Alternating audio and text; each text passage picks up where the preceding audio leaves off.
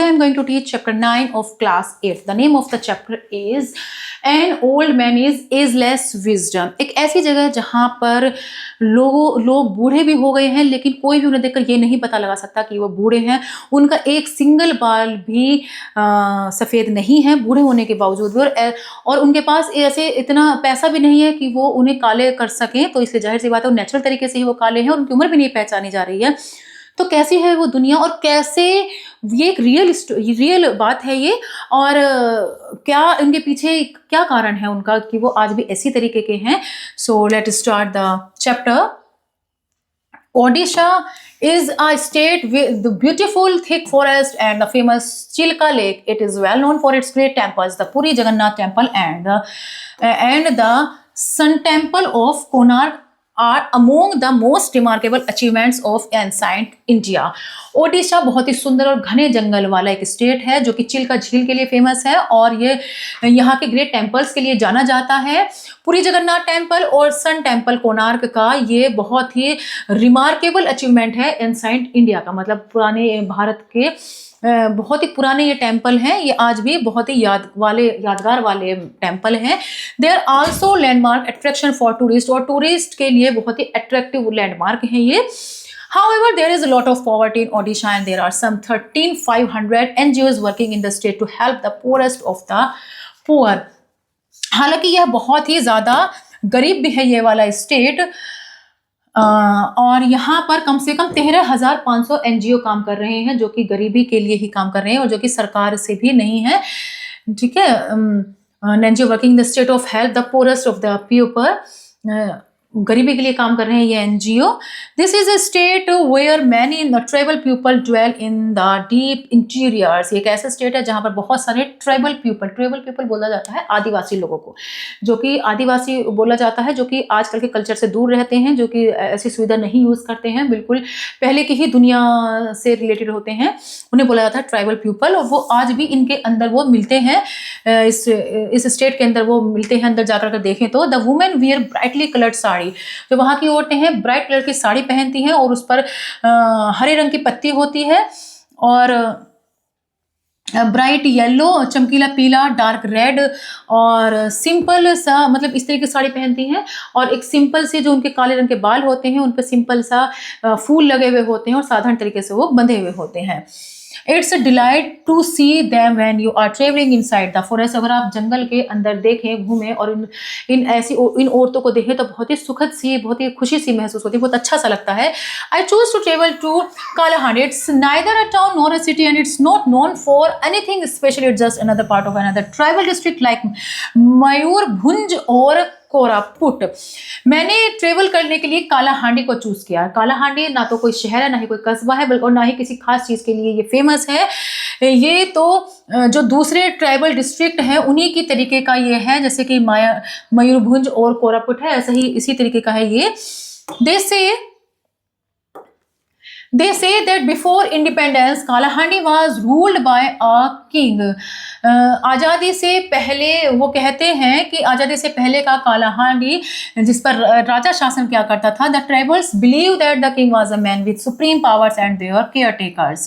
Tribal जो वहाँ के ट्राइबल आदिवासी हैं उनका ऐसा मानना है, वो ऐसा विश्वास करते हैं कि राजा एक ऐसा आदमी था जिसके पास बहुत सारी नेचुरल पावर है और उनकी देखभाल करने वाला था। वो मतलब एक ऐसे राजा को मानते हैं जो कि इसके पास बहुत सारी नेचुरल पावर, बहुत सारी कैसी पावर है, सुप्रीम पावर है उसके पास, और वो ही उनका संरक्षक है, मतलब देखभाल करने वाला है। They are so innocent that even today they do not believe you if you tell them that kings no longer exist. वे इतने सीधे हैं कि आज भी वो उन्हें ऐसे माना जाता है कि अगर आप उनसे कहो कि अब राजा नहीं रहे तो वो इस बात को नहीं मानेंगे, वो इतने सीधे हैं। Even now if a child is orphaned it will be left at the door of the collector's house. For them the ultimate protector is the raja. अगर उन्हें मान लीजिए अगर उन्हें कोई बच्चा, अनाथ बच्चा उन्हें मिलता है तो वो आज भी उस अनाथ बच्चे को कलेक्टर के दरवाजे पर छोड़कर आ जाएंगे, यानी कि जो उनका प्रोटेक्टर है वो तो राजा ही है। Bhawanipatna is the district Bhawanipatna is the district headquarters of Kalahandi. Kalahandi के डिस्ट्रिक्ट हेडक्वार्टर में एक भवानीपट्टनम है। It's not like other district, दूसरे डिस्ट्रिक्ट हेडक्वार्टर्स की तरह नहीं है। ये छोटा सा टाउन है, बिल्कुल डिफरेंट, दूसरे हेडक्वार्टर्स की तरह डिफरेंट। जैसे धारवाड़ को जाना जाता है, जो कि मेरा घर है, उससे भी बिल्कुल अलग। Frankly I was surprise that Bhawanipatna was such a sleepy town. अगर मैं सच में कहूँ तो ये जो भवानीपट्टनम है बिल्कुल ही एक शांत शहर है, और उसे देखकर बिल्कुल मैं सरप्राइज्ड हो गया कि इतना शांत शहर, इतना शांत मतलब area. I was traveling with a person who was with me in order to help me talk to the locals. मैं जिस पर्सन के साथ ट्रेवलिंग कर रहा था वो मुझे उन लोकल एरिया में जो लोग रहते थे उनसे बात करने, वो मेरी हेल्प कर रहा था, मतलब किसी एक और भी था उनके साथ जो ट्रैवलिंग कर रहे थे। Knowledge of the local language is more essential when you want to work at the grass roots levels. अगर आप किसी जमीनी स्तर पर काम करना चाहते हैं, जमीनी स्तर का मतलब होता है जो गहराई तक अगर आप किसी चीज़ को जानना चाहते हैं तो सबसे पहले हमें वहाँ की लोकल लैंग्वेज को समझना होता है, तभी हम वहाँ तक पहुँच पाते हैं। I had 1,000 questions to ask about these tribal people, what civilization mean to them, what their lifestyle was like, and so on. मेरे मन में हजारों सवाल थे इन ट्रिबल पीपल के बारे में कि उनका जो सिविलाइजेशन है, उनका सिविलाइजेशन से क्या मतलब है, उनका लाइफस्टाइल क्या है। इस तरीके के बहुत सारे क्वेश्चंस उनके दिमाग में थे। Normally they are group dwellers, और अधिकतर वो ग्रुप में रहा करते थे। मोस्टली वो क्या से थे, ग्रुप में वो रहते हैं। They are not too rigid about rituals like we civilised people are. जैसे हम सभ्य लोग रीति रिवाजों के लिए बहुत ज़्यादा सतर्क रहते हैं, इस तरीके से वो नहीं है। They are direct in their ways, वो बहुत ही सिंपल है, अपने रहने के तरीकों में बहुत ही सिंपल है। Most important, they do not have the concept of individuals ownership of property. और उनसे भी ज़्यादा इम्पोर्टेंट ये है कि वो अपनी जो ज़मीन का मालिक कौन रहेगा या प्रॉपर्टी का मालिक कौन रहेगा, इसके बारे में वो कोई टेंशन वो नहीं सोचते हैं। My mission was to provide assistance to them by some means without hurting their identity. मेरा मिशन था कि किसी भी तरीके से मैं उनकी मदद करूं बिना उन्हें हर्ट पहुंचाए। मैं उन्हें कोई नुकसान नहीं पहुंचाना चाहता, बल्कि किसी भी तरीके से मैं उनको सहायता करना चाहता था मैं उनकी। My translator told me that if I had to meet these people them I would have to walk 2 miles. मेरा जो ट्रांसलेटर था उसने मुझे बताया कि अगर तुम उनसे मिलना चाहते हो तो तुम्हें 2 मील तक पैदल कर चलना पड़ेगा। जाहिर सी बात है कि वहाँ पर कोई मोटर लेवल रोड तो होगी नहीं जहाँ पे गाड़ियाँ वगैरह जा सके, ऐसी रोड तो वहाँ होगी नहीं। उन तक पहुँचने के लिए, उनके हेमलेट यानी कि उनकी जगह तक पहुँचने के लिए आई वॉज रेडी, मैं तैयार था। Finally reached the village where I met a lady whose names I could not immediately make out। अंत में जैसे हम वहाँ गए तो वहाँ पर मैंने एक लेडी को देखा जिसको देखकर ये उसकी उम्र का पता नहीं लगाया जा सकता था। My translator found it difficult to interpret the lady's words because her dialect was quite different. मेरा जो ट्रांसलेटर था उसे भी बहुत मुश्किल हो रही थी उस लेडी की भाषा को समझने के लिए, क्योंकि उनकी जो भाषा थी बिल्कुल ही अलग थी। She was a dark skinned and dark haired lady। वो कैसी थी, काला सा रंग था, उसके बाल भी काले ही थे। She must have been around 70 years old, but there was no gray in her hair, so obviously could not afford to dye her hair। जब मैंने उनसे बातें करी, बातों से पता चला कि उन्हें फिर बाद में पता चला कि कम से कम 70 साल के आसपास की वो लेडी थी। उसका लेकिन एक भी बाल सफ़ेद नहीं था, तो जाहिर सी बात है कि उनके पास कोई ऐसे साधन भी नहीं था जिससे कि वो अपने बालों को काला कर सकते थे। So what was her secret, तो फिर क्या सीक्रेट था? नोबडी न्यू, कोई नहीं जानता था। It must have been a secret common to all, for not one person in that whole village had a trace of grey hair. और ये अजीब बात सभी के लिए थी, हर कोई वहाँ पर ऐसा ही था। वहाँ पर जितने भी लोग थे सभी के काले बाल थे, किसी का भी एक भी बाल सफ़ेद नहीं था। I next met an old man। फिर मैं एक बूढ़े आदमी से मिला। I say old, मैंने बूढ़ा कहा है लेकिन वो गैस करना इम्पॉसिबल था। उसकी एज को उसके देखने से बिल्कुल नहीं पता लगा सकते थे कि आपकी वो बूढ़े हैं। During our conversation he recalled certain events and occasion from which we concluded that he was about 104 years old. लेकिन जब हमने उनसे बातें करी, उनसे कन्वर्सेशन करी, उन्हें जिस तरह से उन्होंने बातें बताई, उन बातों से फिर पता लगा कि वो तो कम से कम 104 साल के हैं। I got into a lively conversation with this gentleman मुझे उनसे बातें करने में बहुत ही मज़ा आ रहा था, बहुत अच्छा लग रहा था। I asked him who is ruling our country. मैंने उनसे पूछा कि यहाँ पर शासन कौन करता है। For him country clearly meant काला हांडी, मतलब कंट्री का मतलब उनका काला हांडी से, तो उन्हें नहीं पता देश के बारे में, उन्हें नहीं कुछ पता, उन्हें तो सिर्फ ये था कि ये काला हांडी ही उनका कंट्री है। तो उसके लिए उन्होंने कहा he looked at me and smiled at, उन्होंने मेरी तरफ देखा और बिल्कुल साधारण, बिल्कुल मुझे इग्नोर करते हुए वो मुस्कुराए। डोंट यू नो, तुम्हें नहीं पता, उन्होंने कहा इट्स अ कंपनी सरकार दैट्स रूलिंग आवर कंट्री, यहाँ पर कंपनी सरकार है जो हमारे देश पर शासन कर रही है। He meant of course that east India company, उनका मतलब था, जाहिर सी बात है कि उनका मतलब ईस्ट इंडिया कंपनी से ही था। The old man was not aware that India had become independent। बूढ़े आदमी को अभी तक नहीं पता था कि जो ये इंडिया है वो आज़ाद हो चुका है। I showed him some Indian currency and the Ashoka Chakra emblem। He was not impressed। He said that's just a piece of paper, how can you look at it and tell who is ruling us? It's Goriwala Rani who is ruling us।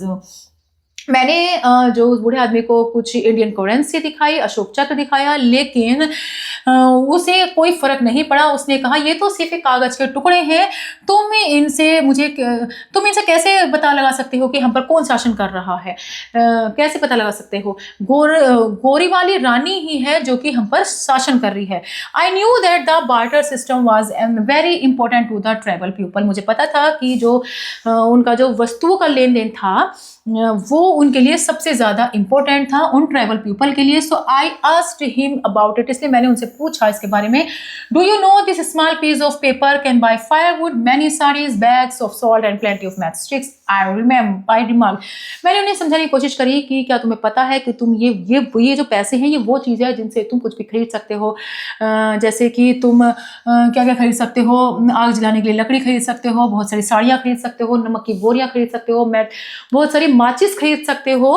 हाँ, he looked at me sympathetically and said, for this paper, people fight, go away from our ancestral land, leave our forest and go the cities. Without that piece of paper, have we not lead a complete life our ancestors did। उसने मेरी तरफ बड़ी सहानुभूति के साथ देखा और कहा कि ये पेपर लोगों के लिए लोग इन पेपर के लिए लोग झगड़ा करते हैं, अपनी जो एंसेस्ट्रल लैंड है, जो उनकी प्राचीन भूमि है, उन्हें छोड़कर चले जाते हैं, इन कागज़ के टुकड़ों के लिए जंगल को छोड़कर चले जाते हैं, शहरों में चले जाते हैं। और इन पेपर के टुकड़ों के बिना क्या हम अपनी पूरी तरीके से अपनी कंप्लीट लाइफ को नहीं जी सकते? हमारे जो प्राचीन लोग हैं, जो हमारे पूर्वज हैं, उन्होंने भी तो जी है इसी तरह से ज़िंदगी बिना इन कागज़ों के।